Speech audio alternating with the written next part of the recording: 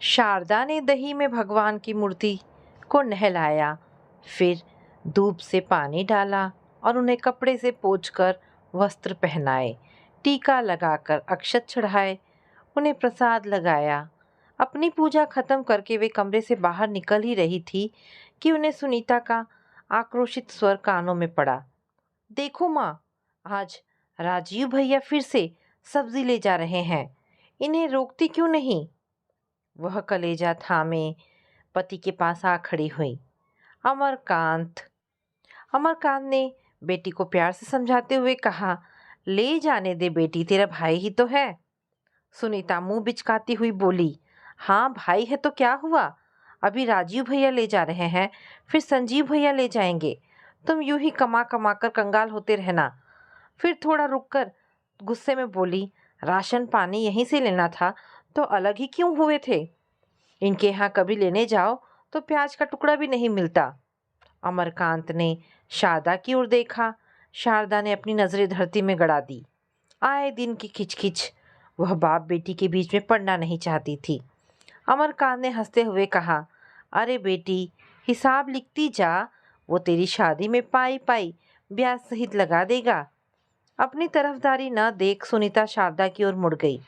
माँ भी कम नहीं, बोल आई होंगी राजीव भैया को कि बेटा, आज कटहल के कोफ्ते बने हैं, तुझे पसंद है तो ले लियो। शारदा जवाब दिए बिना कमरे से बाहर निकल गई।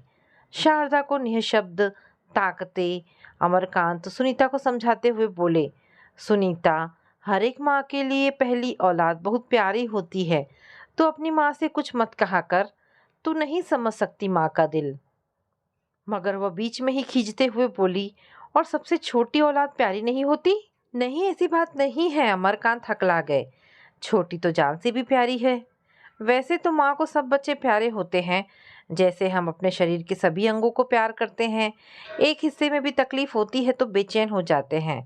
फिर उसके सिर पर हाथ फेरते हुए बोले, तू अब बड़ी हो गई है, तू कब समझेगी? कल को तेरी शादी होगी, ऐसे ही लड़ती झगड़ती रही तो लड़ने की आदत पड़ जाएगी। सुनीता समझ गई कि पिताजी लीपापोती करने में लगे हैं। वो पैर पटकती बड़बड़ाती हुई कमरे से बाहर चली गई। मेरा क्या है, भुगतना आप सबको, पूरे घर को खिलाते रहो और महीने के आखिरी में हाथ मलते रहना। दिल में चुभन उठ रही थी शारदा की। सुनीता अपनी जगह सही थी, वह कुछ गलत भी तो नहीं कहती, लेकिन एक माँ का स्नेह अपने बेटे से कैसे मुंह मोड़े? राजीव तो उसे जान से भी प्यारा, सबसे पहले उसने ही तो माँ होने का एहसास कराया। वे सुआ पंखी दिन लहरा उठे आँखियों में जब वह गर्भ में आया। शारदा उस समय अपने मायके गई हुई थी और अचानक उस पर गाज गिरी।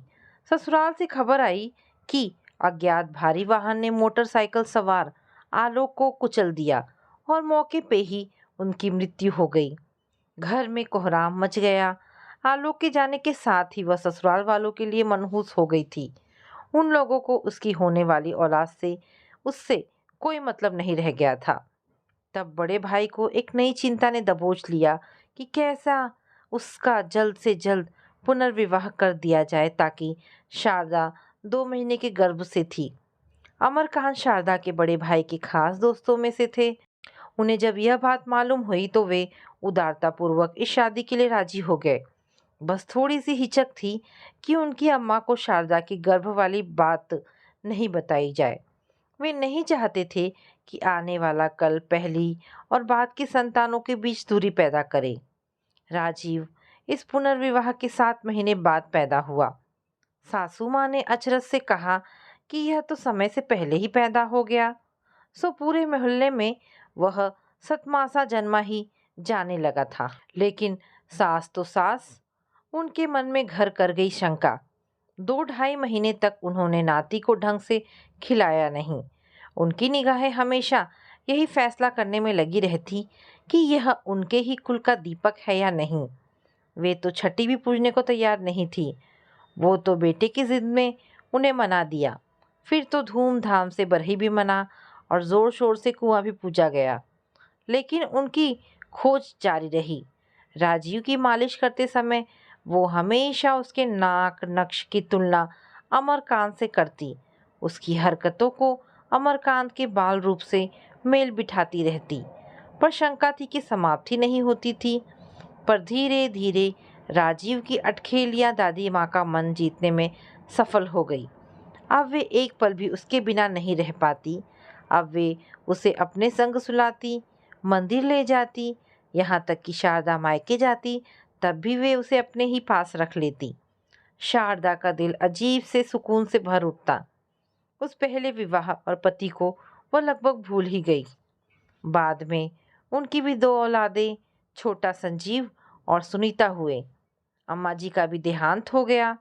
सबको यही पता था कि उनकी 3 संतानें हैं। राजीव वाली बात शारदा और अमरकांत ने अपने सीने में दफन कर ली थी। अमरकांत के आंगन में हरी भरी दूब लगे थे। आस पड़ोस के लोग पूजा के लिए दूब मांग कर ले जाते। अमरकांत सोचते कि जिस प्रकार पूजन सामग्री में दही, अक्षत और दुर्वा आवश्यक है, वैसे ही मेरे इस परिवार में ये तीनों बच्चे भी जरूरी हैं। तीनों में से एक भी 1-2 दिन के लिए कहीं चला जाता तो अमरकांत बेचैन हो जाते थे। वे तीनों बच्चों में राजीव को अधिक प्यार करते। वे हमेशा सचेत रहते कि इसके प्रति उनसे कहीं अन्याय ना हो जाए। छोटी सी तनख्वाह में घर चलाते हुए उनके बच्चे बड़े हो गए। राजीव ग्राम बैंक में नौकरी करने लगा था। उसके लिए बहुत से रिश्ते आ रहे थे। एक सुंदर पढ़ी लिखी लड़की से उसकी सगाई कर दी गई। घर में पहली शादी थी, सो शादी भी धूमधाम से हुई। राजीव जब शहरा बांध कर आया तो शारदा ने पल भर को अपने पहले पति आलोक को याद कर लिया।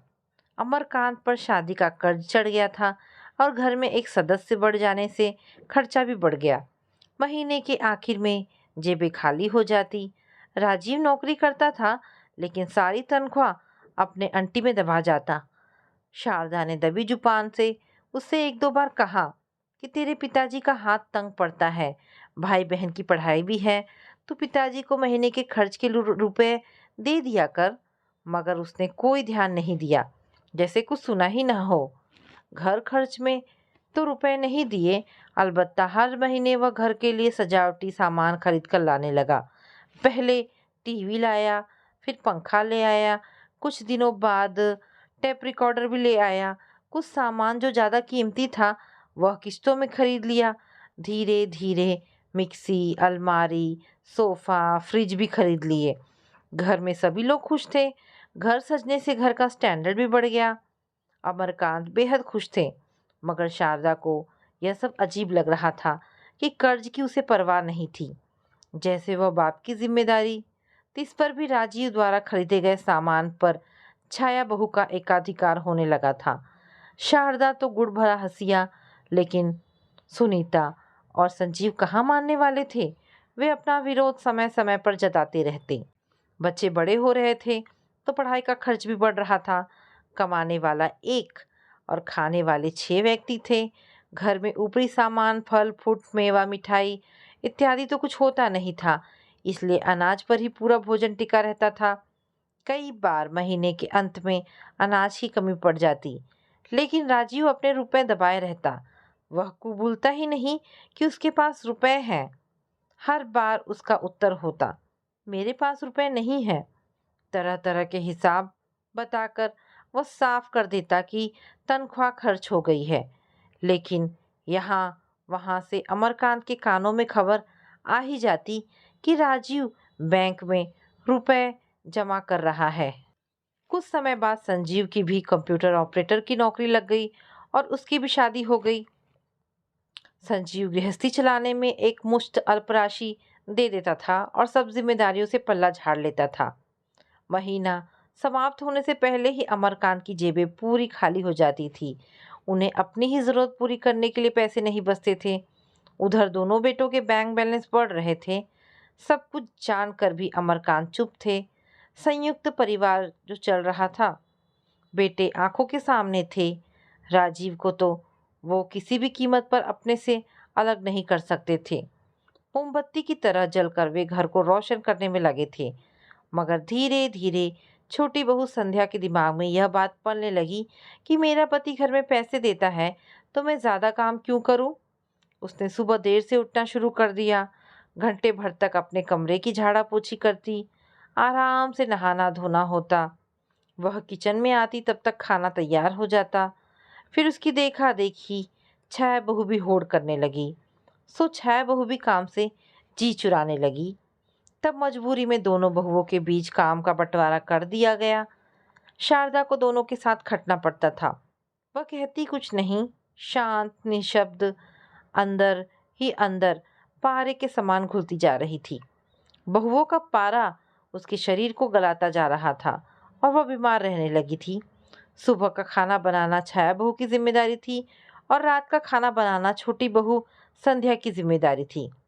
सुनीता घर के ऊपरी काम निपटा लेती थी। फरवरी का महीना था, सुनीता की परीक्षाएं चल रही थी। संजीव और संध्या बहू किसी परिचित को देखने अस्पताल चले गए। कुछ देर तक तो उनके लौटने का इंतजार किया गया। जब वे लोग नहीं आए तो छाया बहू और शारदा ने मिलकर खाना बनाया। छाया बहू की भौहें तनी हुई थी, वह बड़बड़ाती जा रही थी। ये भी कोई समय है अस्पताल जाने का? गए भी तो इतना समय लगता है क्या? गए होंगे कहीं और घूमने। है तो सही घर में नौकरानी काम करने वाले, उन्हें काहे की चिंता। फिर शारदा की ओर देखते हुए बोली, देखो माँ जी, आज मैंने दोनों समय का खाना बना लिया है, कल उससे दोनों समय का खाना बनवाना। अमरकांत और शारदा चिंता में थे कि वे लोग अब तक लौटे क्यों नहीं हैं। एक पत्ता भी खड़कता तो अमरकांत के कान खड़े हो जाते। जब तक दोनों बेटे घर नहीं लौट आते थे, अमरकांत खाना नहीं खाते थे। वे बड़े शौक से दोनों बेटों के साथ बैठकर खाना खाते थे। सुनीता भी जल्दी खाना खा लेती थी, फिर वह माँ और भाभीयों को खाना खिलाती थी। देर रात गए संजीव और संध्या वापस आए। अमरकांत बेटे बहुओं से प्रत्यक्ष कभी कोई बात नहीं करते थे। वे हमेशा पर्दे की मर्यादा बनाए रखते थे। जब भी कभी ऐसे मौके आते, शारदा ही सेतु का काम करती थी। अमरकांत के मनोभाव समझते ही शारदा ने संजीव से चिंतित स्वर में पूछा, बेटा इतनी देर कहाँ कर दी? हम सब चिंता कर रहे थे। संजीव ने आव देखा ना ताव तुरंत कह दिया, माँ हम बड़े हो गए हैं, अब हमारी चिंता नहीं किया करो। कहीं जाते हैं तो टाइम तो लग ही जाता है। ये सुनकर शारदा हैरान रह गई। उसे संजीव से ऐसी उम्मीद नहीं थी। कुछ भी हो, राजीव ने कभी जवाब नहीं दिया। माँ, बाप की ममता का ये लोग क्या समझे। घंटा आधा घंटा ज़्यादा होते ही दिल कैसा धड़कने लगता है। अमरकांत को भी अच्छा नहीं लगा। वे खून का घूंट पी पीकर रह गए। दूसरे दिन शाम को राजीव रोज की तरह पिताजी के पास आकर बैठा। थोड़ी देर में छाया भी आ गई।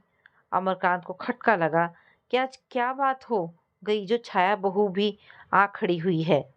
राजीव धीरे से बोला, पिताजी कल संजीव किसी को देखने अस्पताल नहीं गया था, वो दोनों फिल्म देखने गए थे। अमरकांत ने संक्षिप्त सवाल किया, तुझे कैसे पता? अरे विनय कह रहा था, वह भी कल शाम को फिल्म देखने गया था। विनय राजीव का दोस्त है। अमरकांत को पता है कि विनय कभी झूठ नहीं बोलता। उन्होंने ऊंची आवाज में शारदा को बुलाया। उन्होंने शारदा से पूछा, कल संजीव ने क्या कहा था, अस्पताल जा रहे हैं? शारदा कुछ समझ नहीं पा रही थी। उसने हाँ में गर्दन हिला दी। छाया बहू को अमरकांत के कमरे में देख उसके पेट में जाड़ा भर गया। जब कभी शिकवा शिकायत करना होता है तभी बहुएं बैठक में आती हैं। शारदा का जवाब पाते ही छाया बहू फट पड़ी। पिक्चर जाना ही था तो झूठ क्यों बोलकर क्यों गए? कोई रोकता थोड़े ही है। कह जाते तो काम भी जल्दी निपटा लेते। उन्हें लगा होगा कि पिक्चर की कहेंगे तो सबको चलने के लिए पूछना पड़ेगा। छोटी काम से जी चुराती है, इसलिए तो शाम का शो गई, मैटनी शो नहीं जा सकती थी। माँ जी की तबीयत खराब थी, दीदी की परीक्षाएं चल रही थी, ऐसे में फिल्म का शौक चल रहा था। फिर हाथ नचाती हुई बोली, ना बाबा ना, ऐसे माहौल में मैं उसके संग नहीं रह सकती। अमरकांत रात भर दुविधा में थे। उन्होंने संजीव और संध्या बहू को अपने से अलग करने का फैसला कर लिया। सुबह जब वे पूजा करने बैठे तो मन में बेचैनी थी। राम और लक्ष्मण के बीच दूरी दिखाई दे रही थी। उन दोनों की आंखों में अपनत्व की गहराई नहीं, ईर्ष्या द्वेष की चिंगारियां नजर आ रही थी। अमरकांत ने अपनी नजरें वहां से हटा ली। पूजा की थाली उठाने के लिए उन्होंने हाथ बढ़ाया। हाथ कांप जाने से थाली हिल गई। दही की कटोरी दुर्वा के साथ एक तरफ खिसक गई और अक्षत बिखर पड़े थे।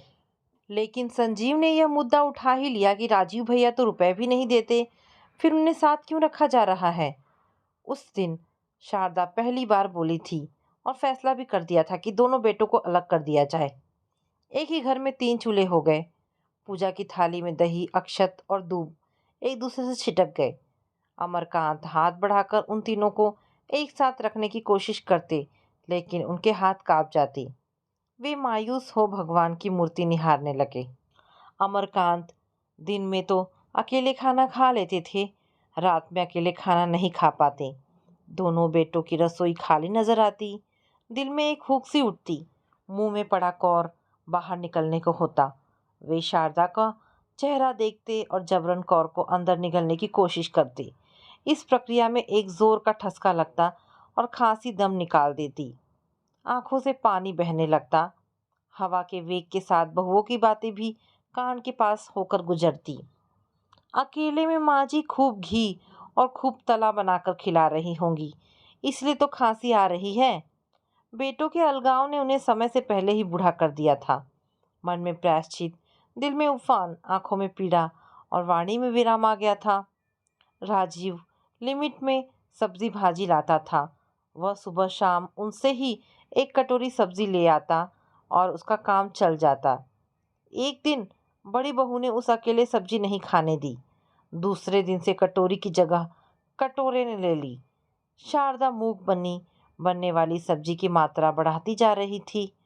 वक्त ज़रूरत रोटियां और दाल चावल भी दे देती थी वह। आज सुनीता कॉलेज से जल्दी आ गई थी। उसने राजीव को सब्जी ले जाते देख लिया और विवाद खड़ा हो गया। समय गुजरता गया। दोनों बेटों के बच्चे हो गए। अमरकांत और शारदा दादा दादी बन गए थे। वे दोनों पोते पोतियों को बहुत प्यार करते थे। मूल से ज़्यादा ब्याज प्यारा होता है। जब भी किसी बात पर घर में विवाद हो जाता तो बहुएं बच्चों को उन लोगों के पास नहीं आने देती। वे लोग भी जानती थी कि इन बच्चों को खिलाए बिना उन लोगों को नींद नहीं आएगी। वे अप्रत्यक्ष रूप से अमरकांत को परेशान करती थी। वे दोनों खून का घूंट पीकर रह जाते थे। धीरे धीरे नल और बिजली के बिल भुगतान को 3 हिस्सों में बांटा जाने लगा। एक दिन तो सिर से पानी ही गुजर गया। त्योहार में देवी की पूजा का अवसर आया। कमरे की पुताई व सफाई होनी थी। कोरे बिछाने के लिए पूड़ियाँ भी बनानी थी। इधर दोनों बहुओं में होड़ मची थी कि काम कौन करे। अंत में शारदा ने ही हिम्मत करके सफाई की। पूजा के समय दोनों बहुएं भी अपने अपने कमरे से पूड़ियाँ ले आई। ये देखकर शारदा की छाती हिल गई। पूजा में भी बंटवारा हो गया। दुखी स्वर में बोली, किसी दिन हमें भी मत बांट लेना। आंख भर आई थी। दही से खट्टी गंध आ रही थी। अक्षत में घुन पड़ा हुआ था और दुर्वा दल सूख रहे थे। पति का रिटायरमेंट करीब आता जा रहा था। सुनीता की शादी की चिंता अब दिन रात पसरी रहती थी। उन्होंने अपने पीएफ में से कुछ रुपए घर खरीदने के लिए लगा दिए थे। शादी में लाखों रुपए लगाना आसान बात नहीं थी। अमरकांत के पास इतने रुपए नहीं थे। उन्होंने एक दिन बेटों को बुलाया और अपनी बात रखते हुए कहा, सुनीता की शादी करनी है। लड़का ढूंढे उससे पहले हमें अपना दहेज भी तय करना होगा। सभी लड़के वाले यही पूछते हैं, शादी में कितना खर्च करोगे। दोनों बेटे खामोश बैठे सुनते रहे। वे दोनों के चेहरों को पढ़ते हुए फिर से बोले, आज के ज़माने में 7-8 लाख रुपए से कम में तो शादी की सोच भी नहीं सकते। तुम अपनी जेब दिखा दो तो हमारी भी चिंता कम हो, उस हिसाब से सोचें। इस बीच राजीव कुछ कहना चाह रहा था, लेकिन संजीव को देखकर शांत रह गया। वो मन ही मन अजीब सी उलझन में पड़ गया। संजीव को सपने में भी अनुमान नहीं था कि किस बात के लिए बुलाया जा रहा है। नहीं तो अपनी बीवी से सलाह मशवरा करके आता। इसीलिए वह राजीव का मुंह ताकने लगा और सोचने लगा कि जितने रुपए की ये कहेंगे उतने मैं भी दे दूंगा। वह सोच रहा था कि बड़ा भाई ज़्यादा रुपए तो लगाएगा नहीं। मन ही मन गुत्थियां सुलझाते हुए थोड़ी देर बाद राजीव बोला, 1-2 दिन में बता देंगे। फिर संकल्प से क्या होता है, लड़के के हिसाब से कम बढ़त तो हो ही जाती है। अच्छा लड़का मिलेगा तो ज़्यादा रुपए लगाने पड़ेंगे। अमरकांत समझाते हुए बोले, वही तो मैं कह रहा हूँ, एक आइडिया तो लग जाता। हाँ तो बता देंगे, अभी ऐसी क्या जल्दी है। कहते हुए राजीव चलने को खड़ा हो गया। वह देहरी पर ठिठकी सबकी बातें सुन रही थी। बेटों के जाते ही उसका लावा फूट पड़ा। ऐसे बेटों को जन्मा है, अपनी कोख का जाया कहते भी ला जाती है इन्हें। फिर आंखें पोंछते हुए बोली, लड़की हमारी है, हम ही निपटाएंगे, जैसे होगा। अमरकांत हैरान रह गए। शारदा को क्या हो गया? यह तो कभी उफ तक नहीं करती। आज आज टूट गया सब्र का बांध। वे जैसे उसे हृदय से लगाते हुए बोले, सब व्यवस्था हो जाएगी, तुम अपनी कोख को मत कोसो। औलाद तो किस्मत से होती है, हम अपना सब कुछ लगा देंगे। ऊपर वाले ने चोंच दी है, चुगने को भी वही देगा। रात का समय था, अमरकांत टीवी देख रहे थे। राजीव भी आया और पिताजी के पास बैठ गया। जमीन पर बैठी शारदा खाना खा रही थी। शारदा गुस्से में थी, इसलिए राजीव को सब्जी लेने को भी नहीं कहा।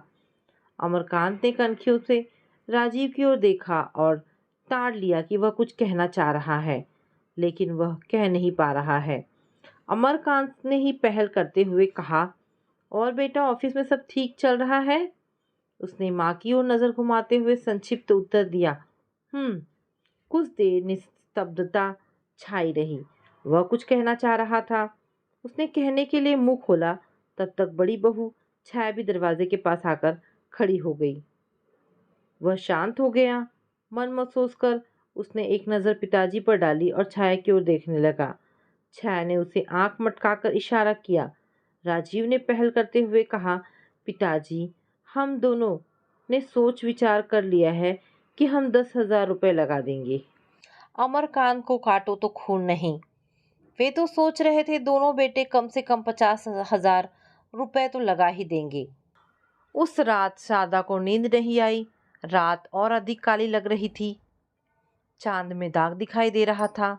चांदनी में तपन महसूस हो रही थी। सर्द हवा में अगन लग रही थी। जैसे मन में हुक सी उठ रही थी कि वह राजीव के आगे जाकर अपनी छाती कूट डाले। आज उगल दे कि तुझे अनाथ होने से बचा लिया, जिसने उससे एहसान फरामोशी कर मेरी कोख ही शर्मिंदा कर दी तूने। होते ही मर जाते तो दिल में शूल आज काहे गढ़ते।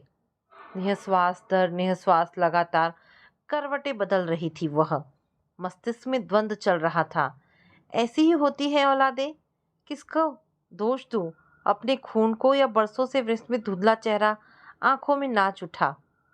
अमरकांत का ख्याल कर कलेजा मुंह को आ रहा था। आज बुढ़ापे में उनको सहारा देने वाला कोई नहीं। कैसे करेंगे बेटी के हाथ पीले। जिंदगी भर की कमाई तो इन पर लुटा दी। सहसा वह एक समाधान निकालते हुए बोली, सुनीता की शादी की चिंता मत करो, घर भेज दो। दोनों बेटे अपना इंतजाम खुद करेंगे। अमरकांत चौंकते हुए बोले, नहीं, अपने बच्चों को दर दर की ठोकरें खाने के लिए कैसे छोड़ दूं। मेरा भी तो इनके प्रति कोई फर्ज है। पहले फर्ज है, फिर कर्ज है। अभी तो सिर छुपाने की जगह है, फिर कहाँ जाएंगे ये लोग। छोटे छोटे बच्चे कहाँ रहेंगे। अपना घर अपना होता है। अपनी छत के नीचे भूखे प्यासे नंग धड़ंग पड़े रहें, कोई उंगली नहीं उठाएगा। शारदा करवट लेकर लेट गई। जागते हुए रात भी कितनी भयानक लगती है, यह उसने आज और भी शिद्दत से जाना। काली आकृतियां उसी की ओर बढ़ी चली आ रही हैं। वे उसे खींच रही थी। किसी ने उसके हाथ पकड़ लिए, किसी ने पैर, सब अपनी अपनी ओर खींच रहे थे। वह हिलडुल भी नहीं पा रही थी। और उसके बाद घर में एक अजीब सी लक्ष्मण रेखा खिंच गई थी। सब साथ रहते हुए भी कोसों दूर थे। राजीव का सब्जी ले जाना बंद हो गया था। पहले रोज रात को 10-10 मिनट दोनों बेटे अमरकांत के पास बैठ जाया करते थे, वह भी बंद हो गया। सब तालाब के पानी की तरह शांत मौन थे, कोड़ लगे हिस्से की तरह बिना एहसास के, एनीस्थीसिया के नशे में लिप्त बेहोश। अचानक रात में बड़ी बहू छाया के पेट में दर्द होने लगा। उसे रात में ही अस्पताल में एडमिट करा दिया गया। डॉक्टर ने बताया अपेंडिक्स का दर्द है, जल्दी ही ऑपरेशन कराना पड़ेगा। अधिक से अधिक 1 हफ्ते तक रुका जा सकता है। अमरकांत ने चुपचाप पीएफ के पैसे के लिए अप्लाई कर दिया। 4-5 दिन बाद अमरकांत ने राजीव से पूछा, डॉक्टर से बात हुई? ऑपरेशन कब होगा? राजीव ने कहा, अभी पैसों का इंतजाम नहीं हुआ है। अमरकांत ने ठंडी सांस भरकर कहा, मैं दूंगा रुपए, कल ऑपरेशन के लिए बात कर लो। ऑपरेशन होने के बाद छाया बहू सकुशल घर आ गई। छोटी बहू संध्या पड़ोसियों की तरह उसे देखने आई। 1 महीने तक शारदा ने ही उसकी सेवा की और बच्चों को संभाला। ये देखकर संध्या बहू की भ्रुकुटी में बल पड़ते रहे। शारदा को जब पता चला कि ऑपरेशन में अमरकांत ने रुपए दिए हैं तो वो बहुत नाराज हुई। अमरकांत ने ही उसे समझाया, रुपए बच्चों से बढ़कर थोड़े ही है। रुपया तो हाथ का मैल है। बच्चे सुखी रहे इसी में हमें संतुष्टि है। जहाँ तक सुनीता का सवाल है, उसकी किस्मत होगी तो अपने आप सब इंतजाम हो जाएगा। कम रुपए रहेंगे तो छोटी नौकरी वाला लड़का देख लेंगे। अमरकांत के तर्कों के आगे वह चुप हो गई। कुछ दिनों बाद सुनीता के लिए अच्छा लड़का मिल गया और सगाई पक्की हो गई। विवाह के 2 मुहूर्त निकले, एक जनवरी का और दूसरा मार्च का। राजीव जिद पर था कि शादी मार्च में हो। उसका तर्क था कि मार्च में सबकी परीक्षाएं निपट जाती है। आखिर राजीव की ही बात मानी गई। शादी की तैयारियां जोरों पर थी। शादी में दोनों बेटों ने बहुओं की इच्छा अनुसार 10-10 हजार रुपए व्यवहार में लिखवा दिए। पैर पखारने व अन्य नेगों के समय अमरकांत से ही रुपए लिए गए ताकि 10,000 से अधिक ना हो जाए। सुनीता के जाने के बाद घर सूना हो गया था। शारदा और अमरकांत बहुत दुखी थे। वह रहती तो घर में चहल पहल बनी रहती थी। बहू बेटे उनके कब थे? वे अपने अपने कमरों के थे। अमरकांत को कई लोगों को रुपया देना था, उन्हें हिसाब में लगना पड़ा। शाम का समय था। शारदा और अमरकांत टीवी देखकर अपने मन को बहला रहे थे। अचानक राजीव का दोस्त विनय आया। वह उन लोगों के पास ही चारपाई पर बैठ गया। अपनी जेब से एक चेक निकाला और अमरकांत की ओर बढ़ाते हुए बोला, 2 लाख का चेक है, राजीव ने आपके लिए पहुंचाया है। उसकी हिम्मत नहीं हो रही थी आपको देने की। अमरकांत सवालिया नजरों से उसे देखने लगे। वह फिर बोला, जब से उसने कमाना शुरू किया है वह सुनीता के नाम रुपए जमा कर रहा है। उसे पता था कि आपका हाथ खर्चीला है। घर में जितना रुपया आएगा वह खर्च हो जाएगा, इसलिए वह अपनी पत्नी से छिपाकर हर महीने एफडी करता रहा। छाया भाभी के ऑपरेशन के समय भी उसने एफडी नहीं तुड़वाई। उसका कहना था कि ये पैसा सुनीता का है, उसमें से 1 रुपया भी वह खर्च नहीं करेगा। उसने कई बार आपको बताने की कोशिश की कि वह 2 लाख रुपए दे देगा, लेकिन यह सोचकर शांत रह जाता कि देने से पहले ही घर में विस्फोट ना हो जाए। आज ही इसका समय पूरा हुआ है, इसलिए वह मार्च में शादी करने की जिद कर रहा था। अमरकांत की आंखों से आंसू ढुलक कर हाथ पर आ गिरे। उनमें दोष था, पश्चाताप था, खुशी थी या फिर बेटे को ना पहचान पाने का दुख, यह वो भी नहीं समझ पाए। मगर यह सब सुनकर शारदा की छाती चौड़ी हो गई। उसने सिर से सरक आए पल्ले को गर्व से अपने सिर पर डाला और एक लंबी सांस खींची। वह बुदबुदा उठी, बेटा, आज तुमने अपना फर्ज निभा दिया। शारदा के मन में राजीव के स्वर्गवासी पिता का धुंधला चेहरा अचानक बिजली सा कौंध उठा। उसने आंगन की ओर देखा। दुधिया चांदनी में दुर्वादल हरा भरा सा संचल हवा के वेग में लहराता झूम रहा था। आज उसे अपनी कोख पर अभिमान हो रहा था। तो दोस्तों, ये कहानी यहाँ पर समाप्त होती है। आशा करती हूँ कहानी पसंद आई होगी। अगर कहानी पसंद आई है तो प्लीज़ इसे लाइक एंड शेयर करें। दोस्तों, ऐसी ढेरों पारिवारिक और शिक्षाप्रद कहानी सुनने के लिए मेरे चैनल को प्लीज़ सब्सक्राइब करें। धन्यवाद दोस्तों।